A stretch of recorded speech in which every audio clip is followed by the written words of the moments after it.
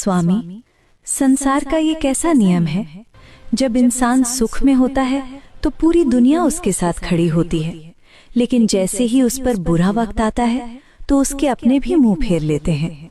आखिर मुसीबत में इंसान अकेला क्यों रह जाता है? क्योंकि पार्वती, ये दुनिया परछाई की तरह है। जरा अपनी परछाई को देखो। जब तक तुम रोशनी में हो, परछाई तुम्हारे साथ साथ चलती है, लेकिन जैसे ही अंधेरा आता है, तुम्हारी अपनी परछाई भी तुम्हारा साथ छोड़ देती है। जब तुम्हारे शरीर का हिस्सा परछाई ही अंधेरे में वफादार नहीं, तो तुम दूसरों से क्या उम्मीद करती हो? अकेलापन सजा नहीं, ये संकेत है कि अब तुम्हें अपनी रोशनी खुद बननी है। सत्य है प्रभु, अंधेरे में सब गायब हो जाते हैं, लेकिन दूसरा प्रश्न, सफलता मिलने से पहले इंसान को इतना तड़पना क्यों पड़ता है? क्या उसे आसानी से मंजिल नहीं मिल सकती? नहीं पार्वती, क्योंकि आसानी इंसान को कमजोर बना देती है। उस तितली को देखो, उसे कोकून से बाहर आने के लिए बहुत जोर लगाना पड़ता है।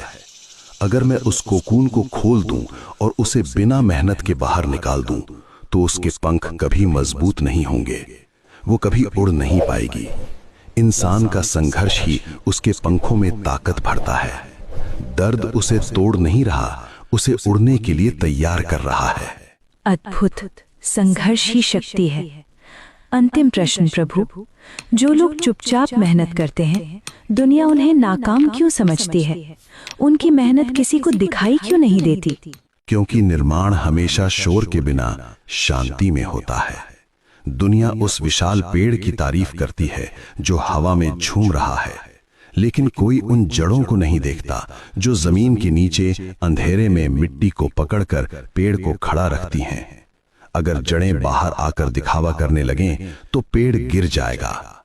सफल व्यक्ति वो है जो जड़ों की तरह गुमनाम रहकर भी अपनी पकड़ मजबूत रखे। हे महादेव, आज जीवन का सार समझ आ गया। साथ छोड़ना परछाई का धर्म है, संघर्ष करना तितली की उड़ान है, और चुप रहना जड़ों की ताकत है। हर हर महादेव।